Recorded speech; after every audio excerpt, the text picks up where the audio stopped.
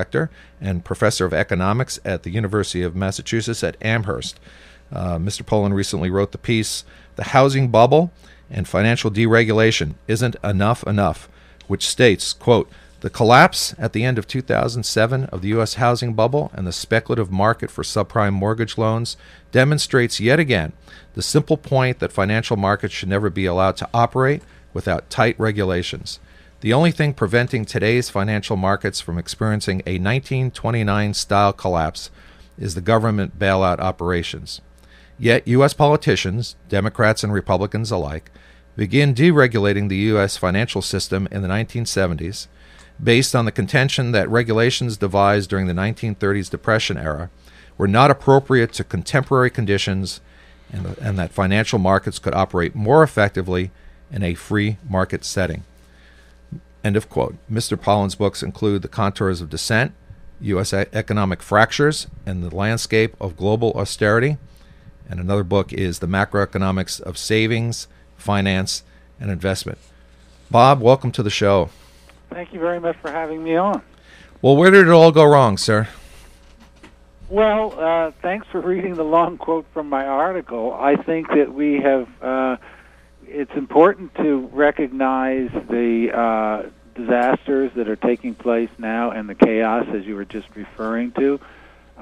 We certainly have to really go through those in detail. At the same time, it's also useful to take a step or two back and see this in a bit more historical perspective. And the historical perspective is very straightforward, that we had a reasonably stable financial system and a much more effectively functioning economy more generally in the post-World War II period through the early 70s or mid-70s.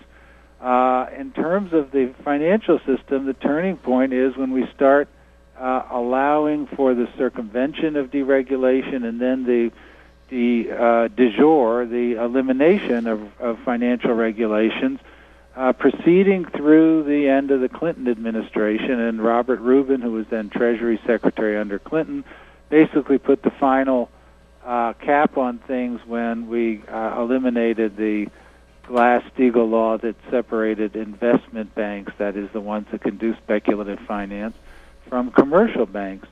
So that is at the root of the problem right now. Well, did Reaganomics make it worse? I always like to point to kind of the beginning of the end here for financial markets as we know it during Reaganomics. Would that be a fair statement? Yes, it's a fair statement, because a big part of Reaganomics was the notion that governments can't do anything right and free markets work much more effectively. Well, we know, whatever else, there's a lot of things we don't know about financial markets, and certainly economists are ignorant about a lot of things. But the one thing that's pretty obvious from the last week is that the financial markets today would have collapsed without the role of government. And, the term that's getting a lot of play now is socialism for Wall Street. Well, I think that's a fairly accurate description. The notion of how truly free market economies are supposed to work is that failure is supposed to be punished severely.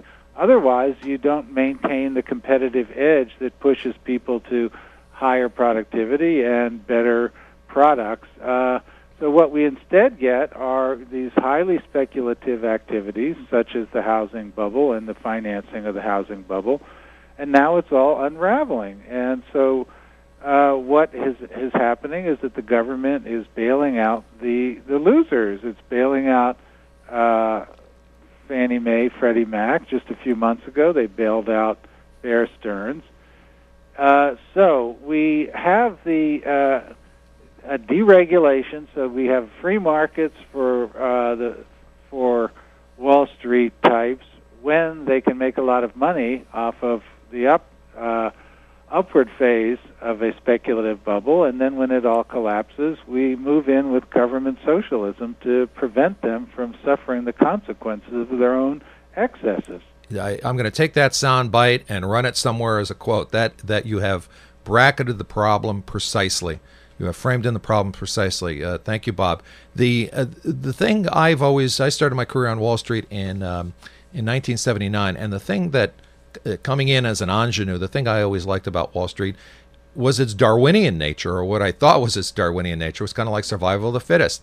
I'm a competitive guy. I've played not just poker tournaments, poker level tournament, poker at the tournament level for years, but almost made a second career playing high stakes backroom poker. I'm a very competitive guy. I used to work on the floors of the COMEX and the Merck and the New York Stock Exchange. I'm a bruiser. I'm half Italian, and the other half is Polish. And I've got a relative who was a freedom fighter who died fighting the Nazis after the massacre of Jews at Porne. That's my DNA. And so we don't mess with you. Well, and you know, I was working with guys and women just like me, you know, just as competitive, just as driven, just as type A, and who wanted to be just as rich. And I had to step over them to get to where I was going, and they had to step over to me to where they were going, and that was just fine. That was the nature of the game. What I've learned over time, Bob, is that it's not that. It's that way when times are good. Yeah. But when times are bad, the super rich look to get bailed out. The super rich